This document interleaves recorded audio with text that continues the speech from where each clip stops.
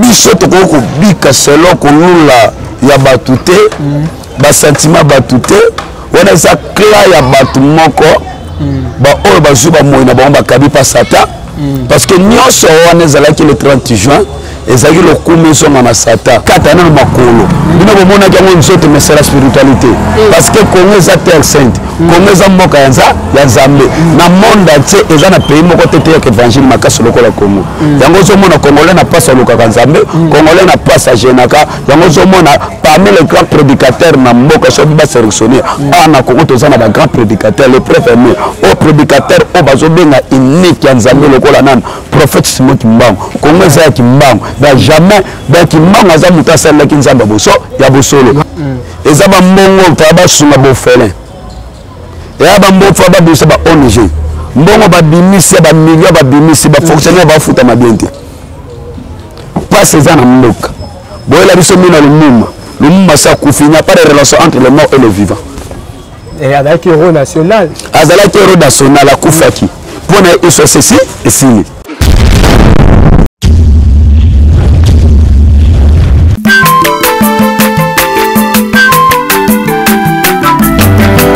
mwana moto te po akosangai abongwani pete po awangana Nzambe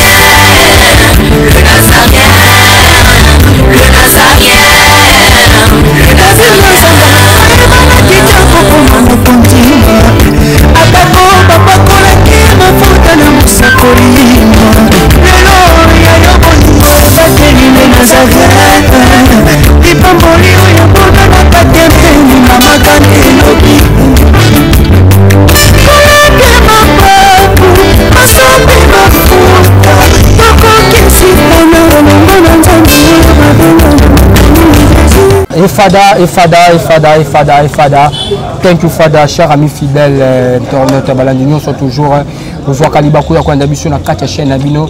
Il y a les Nazareth TV, il y a 4 émissions Nabino Table Sainte, présentées par votre MD serviteur, Dadji Moukoya. Je dis un grand merci à l'équipe Mobimba, il y a les Nazareth TV. Je dis un grand merci à la servante dédiée Mama Tiffany Moukoya pour la confiance au PCA. Je dis aussi un grand merci à celui qu'on appelle.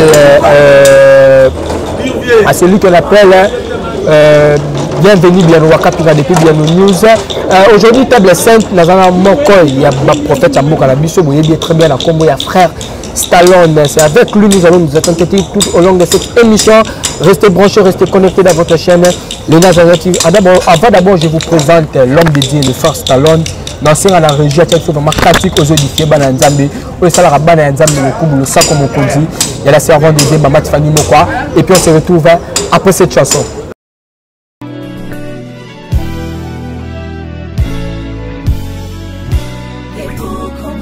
Congo longola loboko na litama bangusa mai na miso tika bisenga senga ya kolula bikolo mosusu pesa Félix Antoine Tshisekedi maboko poto tonga mboka na biso Congo na nzela ya union sacrée na losambo tokolonga.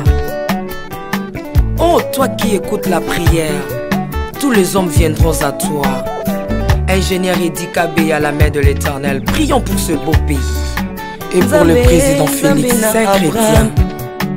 Nzambe na Isaac, Nzambe na Jacob, Ozali Nzamba Israël, lelo tokomo yembo Nzamba Congo, RDC Nokananga, lelo tokomo yembo Nzamba Congo. Peuple croyant docile et social.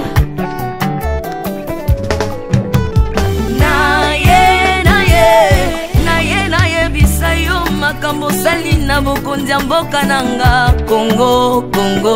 Selon Luc 1,52. Tu as renversé les puissants de leur trône, mais tu as élevé un homme au Congo. L'incarnation de l'espoir de tout un peuple, Salomon de notre temps. La sagesse mieux faut que le bruit des arbres. Peuple congolais, Koumanakana, les locaux a posé, biso masuwa ya Noa, bato balingi Congo, bakota na kat, pour mon peuple délige, comme bêta,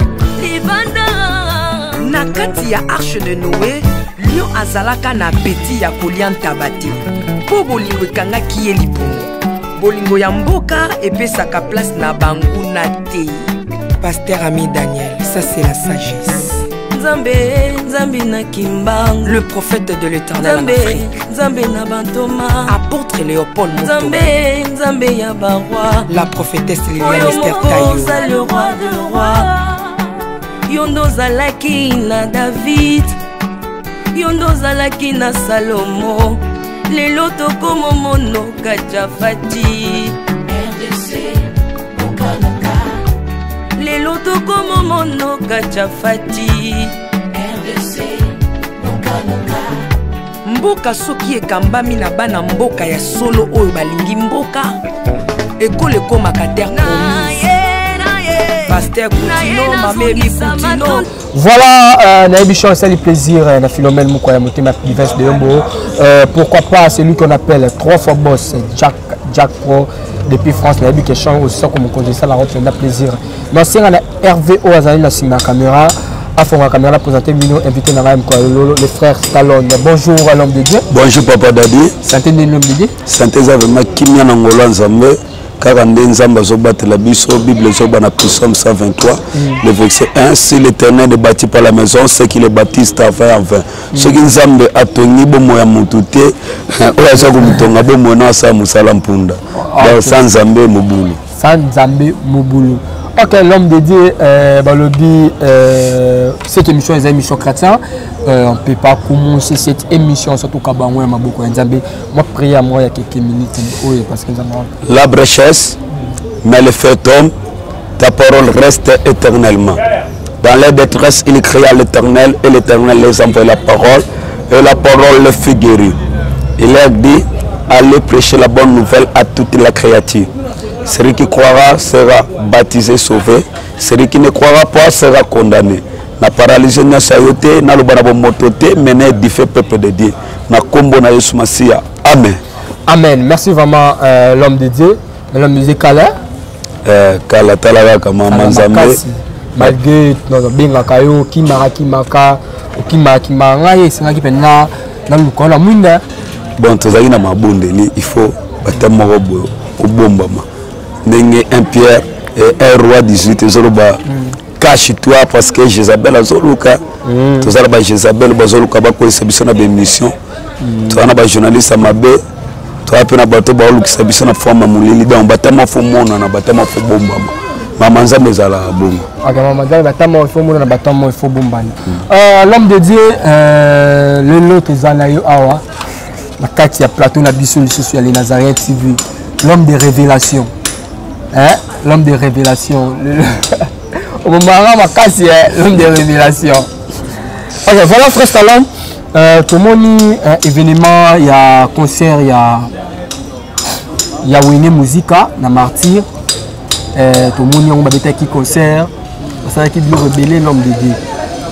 Tant que concert en monde qui n'a pas bon, concert en ezayaki malamu et pas bateau yo basepelaka na makambo ya nzoto ndeti ngai eportaki nga eloko moko te natiaka yango kate mais soki tolobi tozonga na makomi na 1 Pierre chapitre 2 le verset 4 Bible zoba enfin de ne point vivre selon le convoitise des hommes mais selon la volonté de Dieu. Ça veut dire quoi?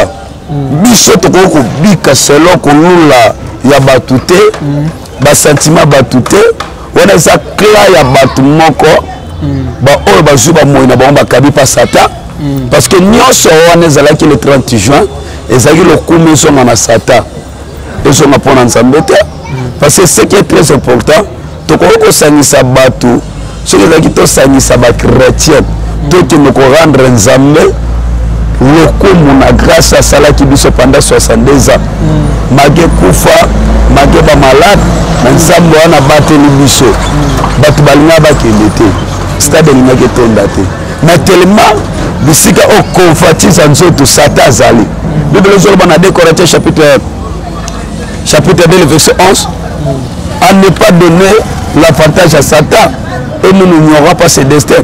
Ça veut dire quoi? Satan, tu peux ça Satan avantage. Bakendaki le 30 juin, n'a pas organisateur, n'a pas musicien, n'a président, bon, on se va le alignement. Il faut passer le coup à Satan. Na président, va aligner mort. Yo zo de la président va aligner. Tout le monde dit président Kabaki Mboka na maboko ya Nzambe. Président Kabaki Mboka na maboko ya Nzambe, mais président vandaki na kicha bet, na kicha pape. Avandaki na kicha bet, na kita pape, les représentants de Satan. Les représentants de Satan, ils vont toucher même à Rome. Tous les présidents dans le monde entier, il faut qu'il y ait en Italie. Oh, Italie, c'est ici qu'un siège à Satan Vandi. Satan personne, empire romain, mais nous avons couronné le monde. Avant qu'il n'a quitté. Mais toute autorité vient de Dieu. Mais celui qui gouverne la terre, c'est le diable. Le monde entier est sous la puissance du malin. Pour son pouvoir, nous avons plus ce pouvoir, mais pour nous exercer. Pourquoi le chef continue à pourquoi la traduction ne se fait pas? C'est-à-dire, au kamba d'esprit à battu nous zamba pécieux mais ce que pour au kamba on faut Satan établir à établir. Ok, merci vraiment Frère Talon de ton combat toujours dans l'émission de Bisso. Révélation les lois nini parce que yoza mutaba révélation les lois nzamba qui se souligne. Révélation les lois na kina benga mais nzamba bina koloba na nte. Kotana mabondeli. Révélation eza à propos ya roi belge.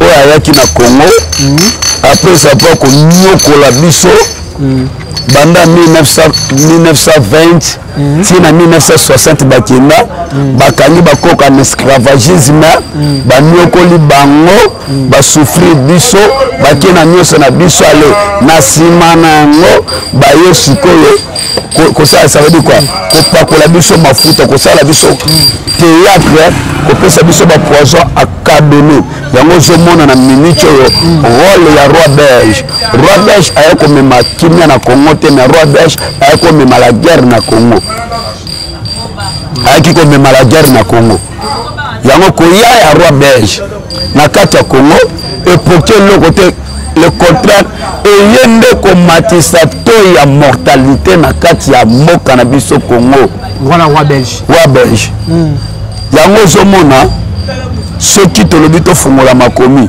makambo ozomona ezosalama eza makambo ezosalama na Apocalypse chapitre 6 Apocalypse chapitre 6 likama makomi Apocalypse chapitre 6 verset 8 elobi j'ai regardé voici par un cheval pâle voici par un cheval d'une couleur pâle celui qui est monté se nomme la mort roi des Belges. Voilà roi des Belges. Et le séjour de mort l'accompagnait du Tumana Est. Le pouvoir leur fut donné sur le quart de la terre pour faire périr les hommes par le peu, par la famine, par la mortalité, par les bêtes sauvages. Tant que les hommes sont à l'Est, ils vont cultiver du langate, ils vont locater les alésos. Tant que les bêtes sauvages, les épidémies, les hommes, mikuwa bate pole misuna bate pole siko ebimisi d'épidémie ba bête sauvage allez organisation mondiale ba benga OMS bakoya bakotia ba mbongo na bango bino boka sa ba sunga biso ça veut dire tant batu ba kufa bango pouvoir na bango ezomata cheval pâle eza roi belge amataki na cheval yango zomona kata boulevard makolo na bango banda kotambola te banane il y a un cheval on cheval on mataki pour la cérémonie ton roi belge aki pour la cérémonie et ça là pourquoi ceux qui débutent font la Bible na Exode chapitre 13 pendant que Israël les hommes bimé qui na Cana ba bima traverser mer rouge Bible les hommes Pharaon na ba soda na ye bazolanda peuple Israël eloni nzamba salaki akataki ba roue ya makolo na bango ba roue ya ba cheval ya makolo Pharaon akataki yango siko nzamba ko laksa roi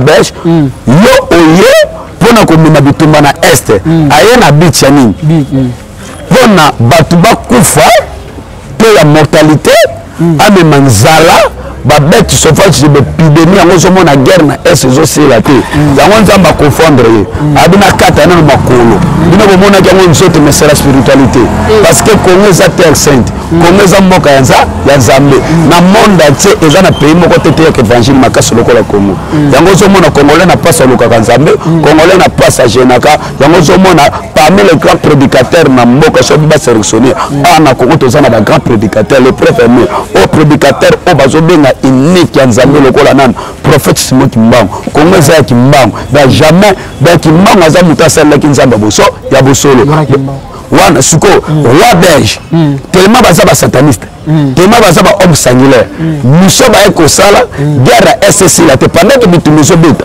bango bazoyiba bomengo na biso bango bazoyiba wolo amemeli biso nzala tala nzala ndenge eza na est mboka eza na wolo na bato baosala te mboka ezalaka na bitumba batongaka te amemi mopanga sadini bitumba makila na makila yango ozomona pendant que baroi belge wana bakoloniza biso bakenda malamu te baza kofinanse mbongo tellement baprésident toyana bango baa baveugle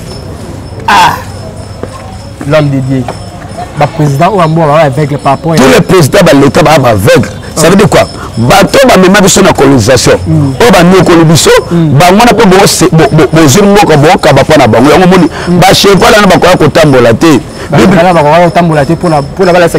faux signe balobi le cheval ezali soloba le cheval est réservé pour les batailles voilà à Congo biso yo oye na bitumba moi cheval atambola awa eza te soki aye komema mpe il faut atambola na anon lokola je sais que ça tambolaki na anon batandaki na ndala na maputa kwami eyolakisa signe ya Kenya cheval aye na bitumba siko Congo biso tooluka Kenya yoya na bacheval ezolakisa bitumba bakotambola te mais yo bayatisa bitumba so otali bien arrivé à bois belge na kati ya RDC l'homme de tomoni kokende na ye tomoni bazoseli biso corps ya Lumbumba bazongisi biso cadeau empoisonné bazongisi biso cadeau empoisonné toana posa bamemela biso lini na Lumumba te oyo biso toana posa la paix reine dans notre pays koza empoisonné dimanche ya ndeni poso akaroli mbongo babimisi eza bambongo toya basunga bofelin eya bambongo toya babimisa ba ONG mbongo babimisi ya bamilio babimisi bafonctionnaire bafutama bien te pasi eza na mboka boyela biso mina Lumumba sa kufi, il n'y a pas de relation entre le mort et le vivant.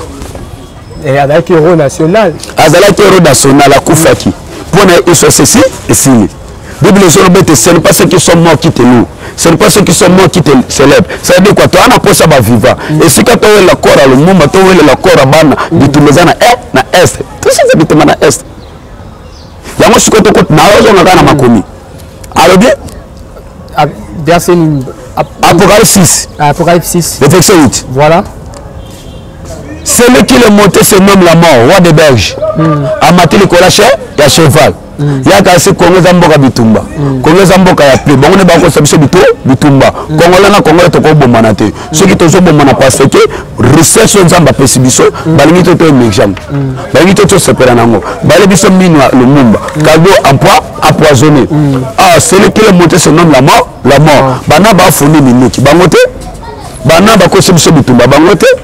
Bitumba bana depuis kala. Yo RDC na Rwanda, Belgique et Osani la kati. RDC na Rwanda. RDC na Rwanda. Eza makambo ya Apocalypse, eza makambo ya Matthieu 24. Eza arrivé, il y a besoin de moi en Nzambe. Une nation se lèvera contre une nation.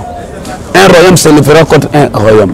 Lorsque vous entendez des guerres et des tremblements de terre, makambo tombika wo eza bilembo ya temps de la fin. Arrivé à roi belge okosa ne kimana Congo te. Arrivé à papa okosa makambo te. Sengeli makambo etali sema poto mona grandeur ya Nzambe. Parce que besoin na mwana Nzambe comme pembe. Alors bien le séjour de mort la compagnie. Séjour de mort na bango zap na est. Est c'est séjour de mort. Eza ko accompagner ba occidentaux. Tant que les occidentaux, tout le monde a Belge, tout le monde a Anglais, tout le monde a France, tout le monde a pays national. Bon, on a ce mission na Congo. Pendant que bateau la mission minute au bon na biso. Pourquoi richesse? Cheval a autant na Congo, pourquoi? Congo zamboka wa Nzambe. Le cheval est réservé pour les batailles. parce que Congolais za nyama bakotambola te ezali makambo esana spirituel nzambe akonfondaki bango donc wabesha azobimisa lokola pharaon Congo ezobima lokola peuple Israël pendant que Congo ezoloka ekenda kimia bango baya na bitumba cheval anga kotambola te nzambe akataki baru wana na spiritualité omwana nzambe nanga konfonda bango mabele mosu eza mabele ya bitumba te peuple mosu eza peuple kosimba te Congo eza peuple yanga na nzambe siko badirige baotambwisa biso eloko ezoboma bango bamikotisi na bachance bazobenga bapremakoya ça veut dire quoi bango baosepela peuple aosouffrir pendant que peuple aosouffrir bango baomata mais siko nzambe baotala nyonso wana te nzambe baotala mpasi wana te l'homme de Dieu pour la mboka na biso peuple pour la population biso ya RDC parce que tomoni na so tozonga kati ya Bible tomona peuple israélite tant bakangaki bazalaki ba esclave na Égypte babana kolela nzambe atinelaki bango Moïse tiens mais bon terre pour ça alors biso pays na biso nzambe wa kolela na biso te point na biso Moïse mo point misa na kati ya Égypte ti siko to na kati ya Égypte to gêner to prier basa nzambe bozebele un homme de Dieu nzambe nyonso wana zomona ngote eloko ezoboma biso na Congo Bible ezoloba na biso antichrist asaye na minute oyo basala nzambe maboko na biso eza na mpoka bandela eloko ezoboma biso la majorité basala nzambe maboko na bango eza na mpoka ça veut dire quoi loge ekani mokili il faut peuple souffrir. Il faut pas souffrir. Ah non, Nabia. Il faut pas souffrir la nuit. Nabia. Souffrir la nuit. Alobia. Roi Saoul. Ton Zambatika qui est. Peuple Israël te souffre qui t'est. Tu n'es qui bon roi David. Nabia. Nabia. Na minto peuple Azamba sundeli peuple na ye. Ezo senga fa bimisila biso basala nzambe. O bakoya komema biso na réconciliation. Le président Kabaki Mboka na Mboka ya Nzambe. Mais dès qu'on lit le chapitre 2, le verset 14, ils ont dit si mon peuple serait invoqué mon nom, c'est mon prix et chercher ma face. Si il se détourne de ses mauvaises voies, je sorcerai les cieux. Si il se détourne de ses mauvaises voies, je sorcerai les cieux. La plupart des grands pasteurs aux hommes au balobi qui d'église aminène. Ce que tu as d'église aminène, babomba mina sa politique. Na katia babomba mina bike na bikeko. Alors, mais c'est pas ça ta za ko lingate bana o ba na étoile ba émerger. Akopé sa privilège na bato baza na religion na ye. L'église non seulement na minène ba kimbanisa ba catholique ba protestant, il n'a pas l'esprit de Dieu. Et ça ba wonde ba memeli biso souffrance. Il n'a pas l'esprit de Dieu. Là-bas, il n'a pas l'esprit de Dieu. Bangonde bakabimbo kana maboka sata. Kotala mascarade na omoni bango banzambela minena na balati wana bangonde ba mema souffrance na mboka Congo. Yango pour Congo to za la délivrer, il faut biso moko. Total la ba pasteur, te pour total ba pasteur au mawa. Mais Bible il faut guide moko. Na lobia. Guider biso. Na lobia, il faut nzamba tindi la biso guide moko o nanu. Azana souci à peuple, ça veut dire quoi? Pour la guide azanonte. Na micho guide azate. Na yo pesant à 4. Na yo pesant à 4. Biso batala biso 4. Na lobi yo bina micho guide azana yo mope. Ngai na kana ngai. Na assemble na nzambe na ngai, na yebi kisite na lobi na yebi logi te. Na bato bazo ko benga ba soi-disant. Ba chef spirituel. La spiritualité n'est pas de chef. Père spirituel a monté à la raté. Matthieu 23 le bien. Mais tout le monde a mabélé à benga père. Il y a un seul père, c'est Jésus-Christ de Nazareth. Ok, voilà l'homme de Dieu, merci vraiment pour le message. Message qui est tellement fort. L'homme de Dieu, nous sommes arrivés à la fin de notre émission. Mot de la fin de nos années par rapport à la message qui nous passé dans le numéro de téléphone sur votre mot de la fin de nos Bible Zolobete na Ephésiens chapitre 5 le verset 16. Racheter le temps quand les jours sont mauvais. Peuple congolais, kotale la présidente totale la Nzambe. Kotale la pasteur te luka Nzambe na ndenge na yo. Soko luki Nzambe na ndenge na Nzambe ko sauver. Po kongo bonge senga biso to zongela Nzambe na bosolo. Po kongo bonge senga biso to kabomo pa Nzambe. Numéro contact na plus 243 84 71 75 368 plus 243 84 71 75 368. Au niveau de un problème malade. Musale zo simbate. Mukande zo bimate. Ndeko binga. nzambe tosalelaka aza capable kozongisa mikanda na yo makambo ezosimba te benga nzambe aza capable kodélivre yo. Voilà, chers amis fidèles, nous sommes arrivés à la fin de notre émission. C'était votre humble serviteur Daddy Mukwaya. Je dis un grand merci à l'équipe Mobimba. Je dis un grand merci à Hervé Azaki, la caméra, pourquoi pas à Mama Tiffany Moko pour la confiance au Pessinga, pourquoi pas à mon ami Willy Kanda. Je dis aussi un grand merci à Kina Bams. Vous êtes tellement nombreux, elle est toujours dans le bar, la souka émission. Bafwa, Bachala, Vitami Kolé. On se retrouve à la prochaine. Bye bye.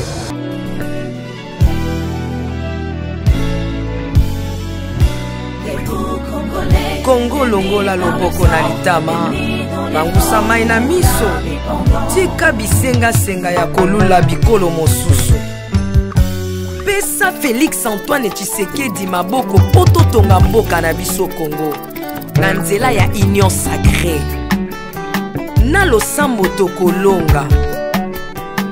Oh toi qui écoutes la prière, tous les hommes viendront à toi.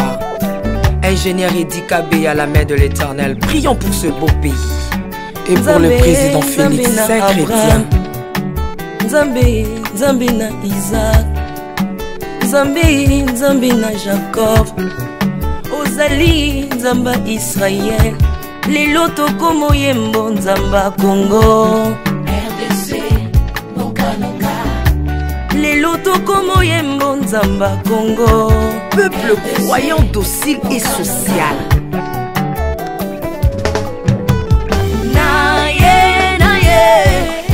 Naye bisayo makambo sali na bokonzi ya mboka nanga Congo. Selon Luc 1,52. Tu as renversé les puissants de leur trône, mais tu as élevé un homme au Congo. L'incarnation de l'espoir de tout un peuple, Salomon de notre temps. La sagesse mieux vaut que le bruit des arbres. Peuple congolais, Kumanakana, les lots ont imposé, biso masuwa ya Noa, bato balingi Congo, bakota nakat, pour mon peuple délige, comme mon bêta, libanda. Nakati ya arche de Noé, lion azalaka na peti ya kolian tabati. Po bolingo ekangaki ye libongo bolingo ya mboka epesaka place na banguna te. Pasteur Ami Daniel, ça c'est la sagesse.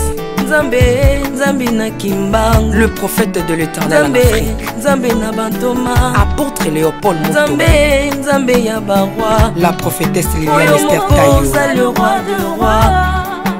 Yondo zalaki na David, Yondo zalaki na Salomo.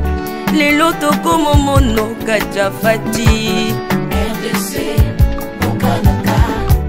Lelo tokomo mono Kajafati, RDC, Bokanaka. Mboka soki ekambami na bana mboka ya solo oyo balingi mboka ekole komaka terre promise. Pasteur Koutino, Mamébi Koutino, Accent Mungu Baba. Bolingo na yo na mboka ya Congo, lelo o imposé biso masuwa ya Noa, bato balingi Congo, bakota na kati, pour mon peuple délige comme mon bêta. L'Afrique a la forme d'un revolver dont la gâchette se trouve au Congo. Mwambi wa Nzambi, Alpha Lukau, Lomba Bwaji Tungaje. Maman Denise Nyakero Tshisekedi, Consissi pour papa. Acte 24, verset 3. Kodambo Kanangai. Yango nazo bondela yo, batela mokonza mboka nanga Félix Tshisekedi Tshilombo. Mwambi Jean Oscar Kiziamina Kibila. Kupeka tuyabe na Egypto, bajika bayi baswani Kongo Afrika mukanana to. Mwambi wa Nzambi Marie-José Ifoka. Lelo Kongo ezwi mokonzi, oya lingi yo Nzambe balingi mboka nanga. Yesu Masia tokozongisela yo nini pona bolingo na yo na mboka ya Congo opesi biso ya malonga. Basali na yo bapakoli ye mafuta, tengo pakolaki bakonzi mafuta. Nengo bakoli pe mokonza mboka na ngai 32 plus 18 epesi 50 nano asali 50 atandeli Yesu na Congo Congo ekobonga kaka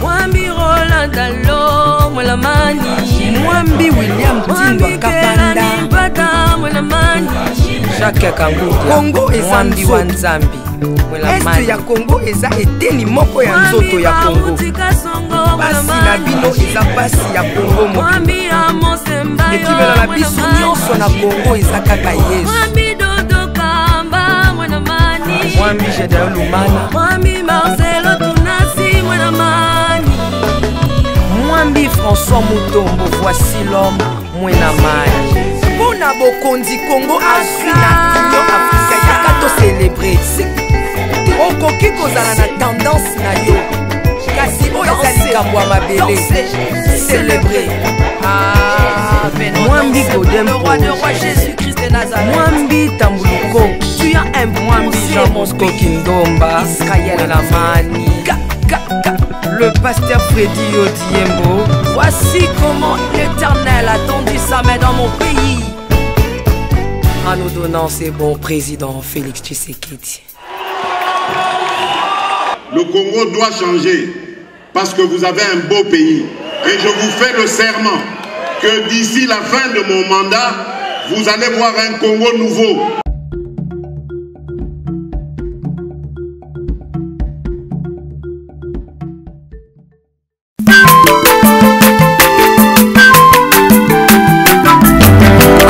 Mwana moto te po akosangai abongwani pete po awangana Nzambe ya le Nazarien le Nazarien le Nazarien le Nazarien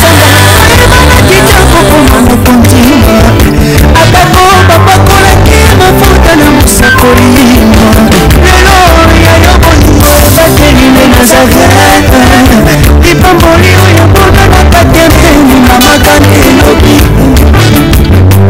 koleke mapapu masambi mafuta tokokisi mpona elongo na Nzambe mabenga